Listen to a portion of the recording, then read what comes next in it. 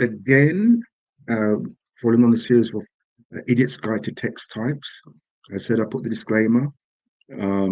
In terms of idiots, this is referring to nobody in this presentation, and it's basically to give people a basic understanding of text types. So, and also some questions, challenging questions at the end. So, let's get into it, yeah? So, who first established text types?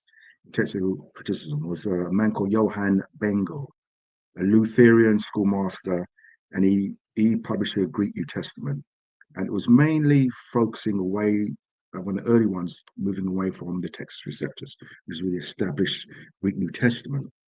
And what he done, he split groups into Asiatic and the African. The first group is supposed to be of Byzantine origin. They belong to the majority of modern manuscripts in the Syriac version. The second was basically Egyptian provenance, was represented by Codex Alexandrinus. So just to establish a point here, is that this is before Codex Sinaiticus had been discovered. It's about 150 years afterwards.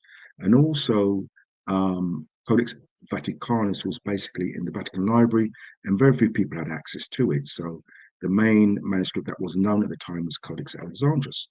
Now here's a problem, and we'll see it in our next slide. He was the first person to establish the theory of text types.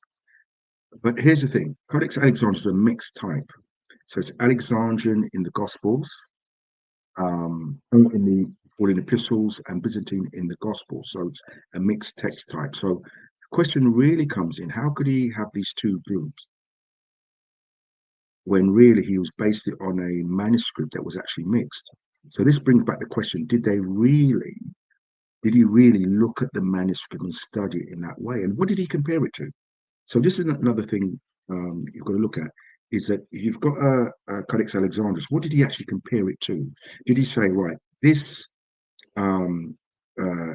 codex here is Byzantine and that codex over there is Alexandrian? So we don't read about so much how we actually arrived at that conclusion. That's something to be a bit problem with the canons or the rules.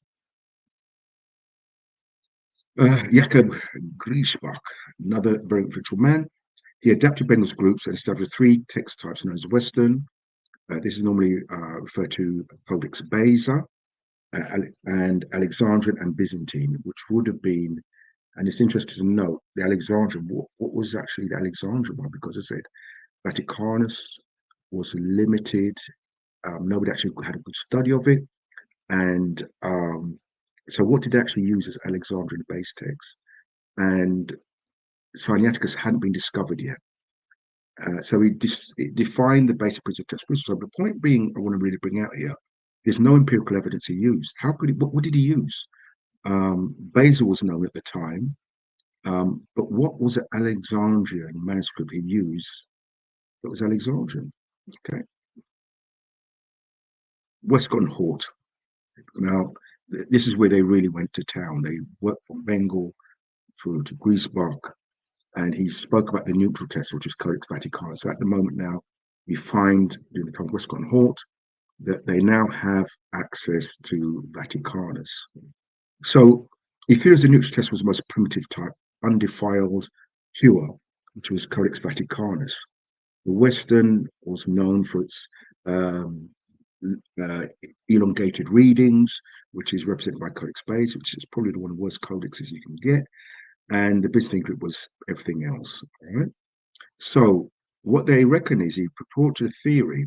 Byzantine texts include a mass of later copies, and it's through an official church-sponsored edition of the New Testament, probably written in Antioch, which combined was called conflate readings, which is added reading. So they look at the Western, which say something like Beza, and they also look at Vaticanus or Sinaiticus, and they put together, and that's what you get the Byzantine, which is, this is another thing about empirical evidence. There's no empirical evidence to prove this.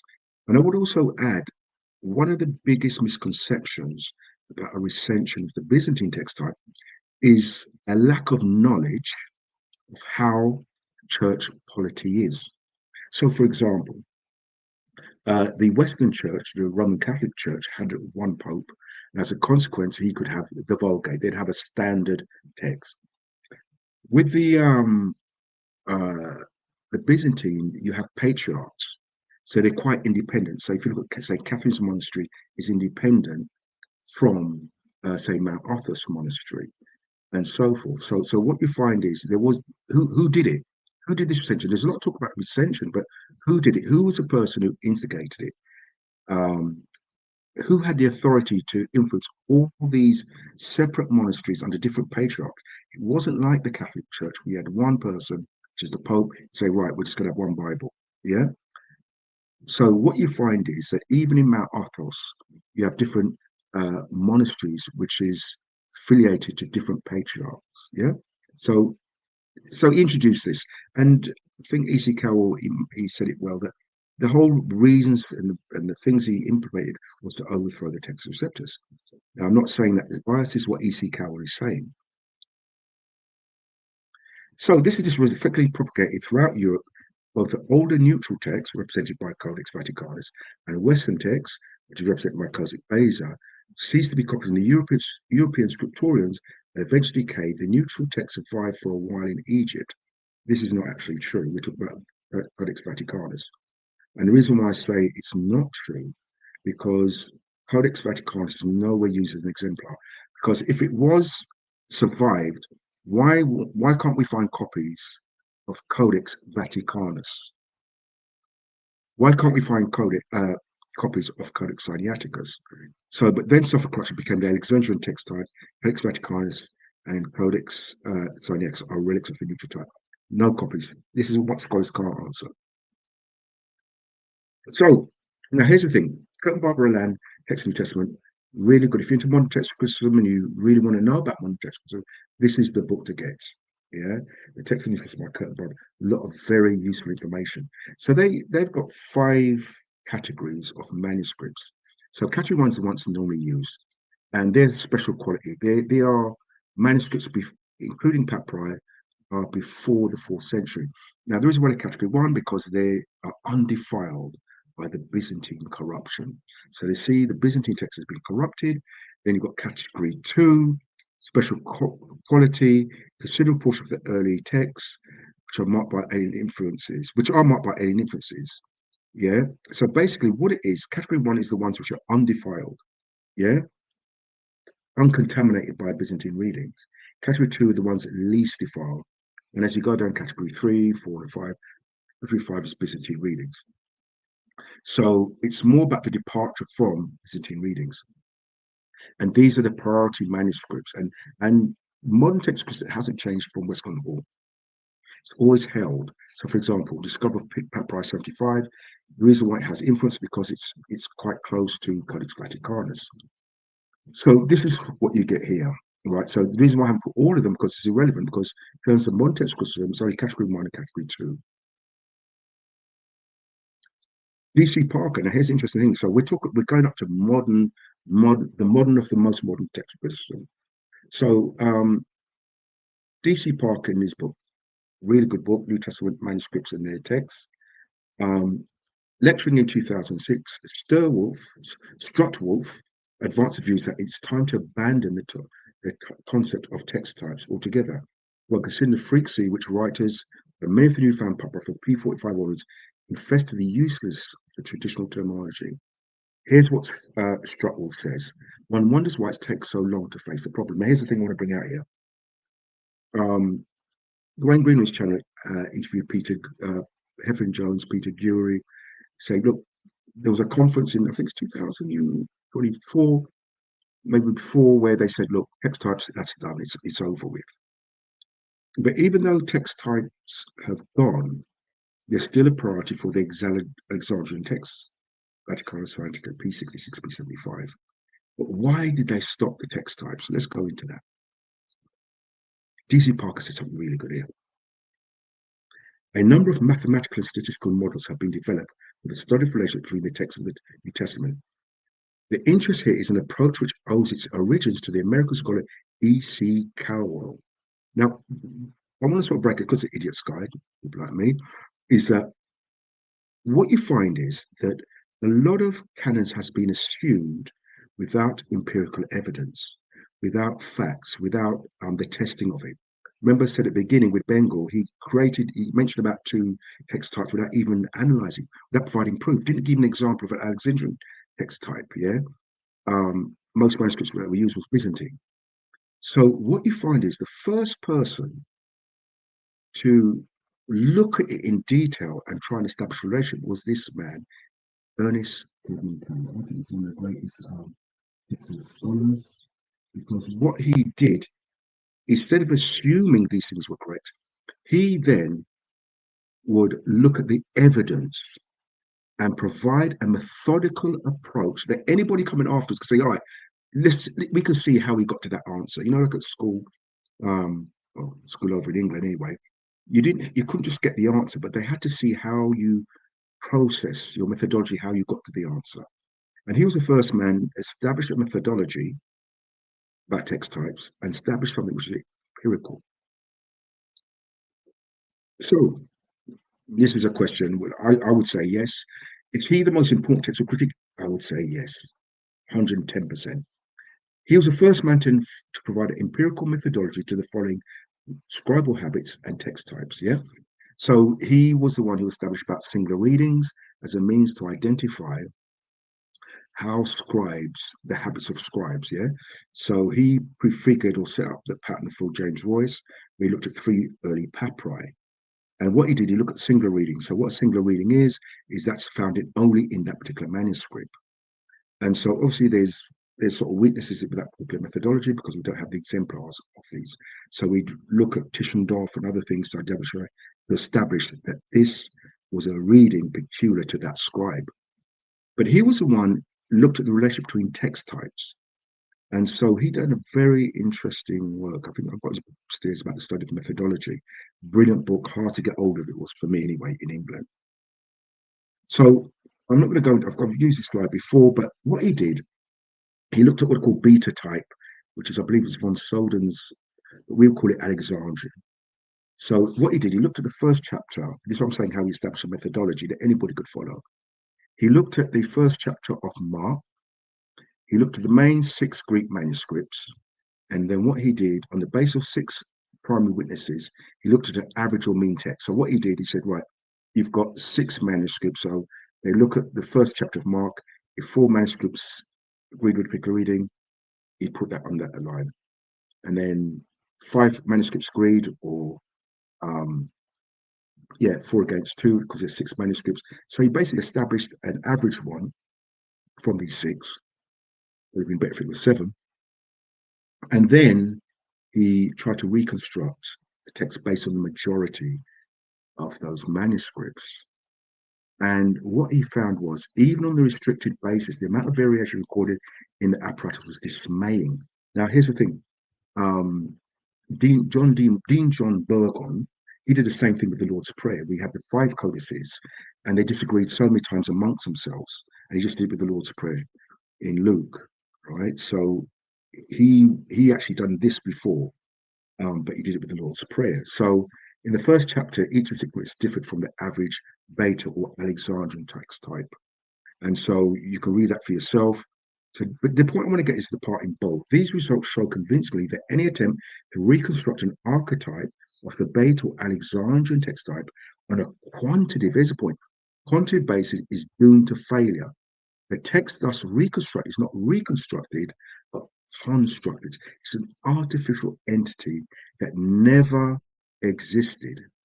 A text type with no archetype cannot represent the original. And I'm going to go more into this a bit later.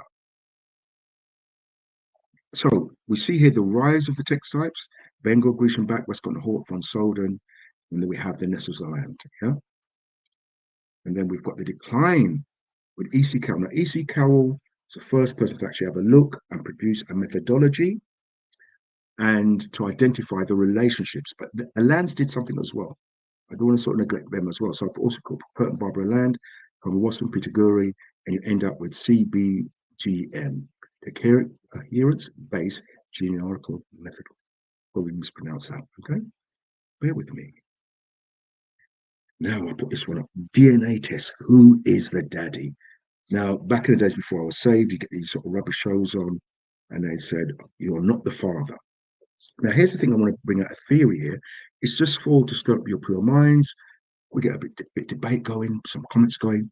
So Kurt and Barbara Land, in their book, The Text of the New Testament, this is what they said. For manuscripts with the fewest majority, which is Alexandrian, that is most of the early manuscripts, exactly the opposite is true. Even the most closely rate them generally show agreement rates of between 60 and 70%.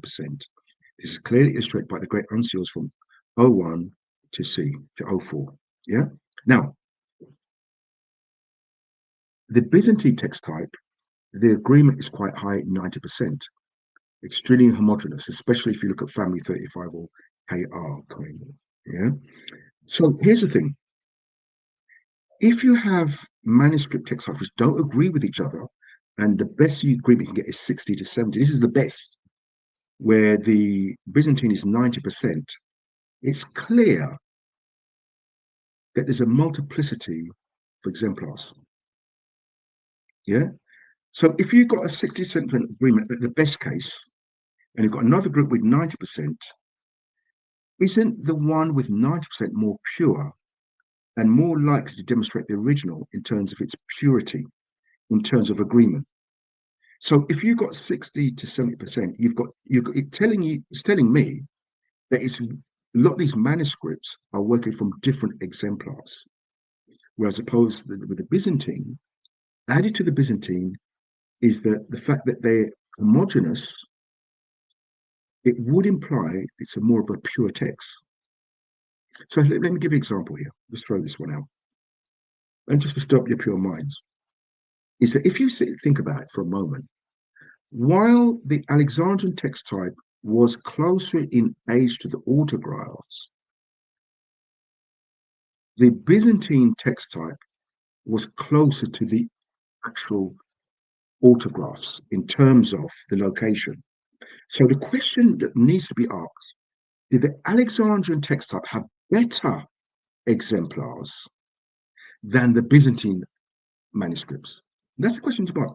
It's not about the age, but how close or how better was their exemplars. So we have Alexandria where they disagree with each other. So telling me there's a multiplicity of exemplars as opposed to the Byzantine. I'm just throwing something out for people to think about. Now, here's the thing what Oregon said of Alexandria. When the earliest attempts on scribe mistakes and intentional alterations said the differences among the manuscripts has become great, either through the negligence of some copyists or through perverse audacity of others. They either neglect to check what they have transcribed or in the process of checking, lengthen or shorten as they please. Now, bring out the point there. Doesn't that reflect the Alexandrian manuscripts where they disagree with each other? I'm just pointing out, this is what Oregon's saying, not Lloyd Cross. Oregon is saying the difference between manuscripts have become so great. But we see that with the Alexandrian text type. Eusebius has a history. He says, and that I do not culminate them in saying this, who wish can learn. If any be willing to collect and compare with each of the texts of each of them, he would find them great discord, for the copies of, I'm not going to pronounce that name, does not agree with those of Theodotus, and it's possible to obtain many of them because their disciples have diligently written out copies, as they say, but really corrupted by each of them. Cut long story short, and let's look at this point here, is that when you see a disparity of manuscripts and they're not agreeing, isn't it confirmed what Oregon's saying, what Eusebius is saying? And the fact is, and I'm going to do it in another video, is that there was no established scriptorium, yeah, where these are places where people copy. Everybody's doing their own thing.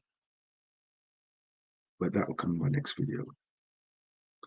Amy Donaldson, yeah, she done a paper about basically the early church fathers and textual criticism. But here's what Amy said in her paper. There was no formal Christian scriptoria. Manuscript was often copied by volunteers or amateurs. Quality control was inconsistent. Many errors arrived from scribes who were ignorant, unlearned, or inattentive. Here's a good one. Unfamiliar with biblical languages, geography, or names. So, for example, Codex Sinaiticus, you can check this for yourself. Codex Sinaiticus is online, and you can look on it. So Luke 1:26, it puts Nazareth in Judea. Nazareth in Judea. The examples include repeated mentions of misspellings, misread letters, and numerical confusion. So, for example, Codex Sinaiticus, I think, when it talks about 144,000, it has 141,000. Yeah, I think it actually contradicts itself in the same book of Revelation with the numbers. So we see that that's what's being said.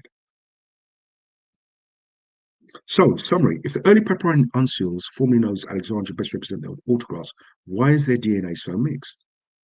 Could it be they use different exemplars, i.e., 3,036 differences between codex, between Aleph and B, just in the Gospels alone? If there's a high agreement between family, e.g., Byzantine texts, will that reflect textual purity? And why was a canon adopted without empirical evidence? And this goes back to what's said in D.C. Parker's book. Why has it taken so long for us to abandon text types? And now modern scholars abandon text type. Why? Because in terms of the relationship. So I hope you enjoyed that. I must admit I did. And my next video will be dealing with the difficult and harder reading. And I hope you enjoyed that. God bless you. God keep you. Cause his face to shine upon you.